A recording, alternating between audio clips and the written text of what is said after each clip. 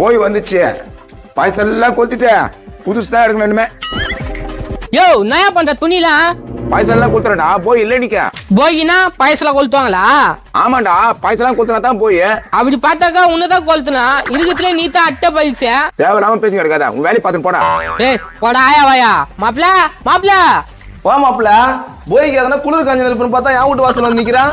நட எது பிச்சைக்காரன் கிட்ட சொல்ற மாதிரி சொல்றா. டேய் இந்த வருஷமாவது உனக்கு நல்ல புத்தி வரணும்னு பார்த்தா இந்த வருஷமா இது கூட சுத்தி கிடையாடா. நீ இத்தனை வருஷமா இருக்கிறியா உனக்கு நல்ல புத்தி இல்லையா? டேய் நீ எப்ப பெரியவங்க சின்னவங்களை மதிக்கிறியோ அப்பதானே நீ நல்ல பையன். சரி நான் கெட்ட பையனாவே இருந்துடுறேன். டே மாப்ள இன்னைக்கு பாயசம் கொளுத்துவாங்களாமே இந்த ஆளே சேர்த்து கொளுத்துட வேண்டியது தானே. பாத்தியாடா பாத்தியா என்ன பெருத்து பாத்தியா. டேய் மாப்பிள தேவையில்லாம பேசினு கிடக்காத. எப்போ பொங்கலுக்கு துணி எடுக்கணும் காசு கொடுப்பா. ஆச்சா எங்கடா போவோம் நானு. நான் எங்கடா போவேன்றா 3000 ரூபாய் வாங்கி பாக்கெட்ல போட்டு நிக்கிறியா? நான் தெரியாதுன்னு நினைச்சு நிக்கிறியா? ஐயோ பாத்துச்சா அது வீட்டு செலுக்கு போனோம்பா. நீ எங்கடா போய் கடையில திருடிக்கப்பா. புள்ளி எப்படி சொல்லி கொடுத்த பாரு. திட்டிக்கோ அம்மா திட்டிக்கா. டேய் உன் பேச்சு வேலை கவனிடுறான். டேய் மகனா நல்ல ஒரு பேண்ட் ஷர்ட் எடுத்துக்கினா எனக்கு நல்ல வேஸ்ட் ஷர்ட் திருடினோடா.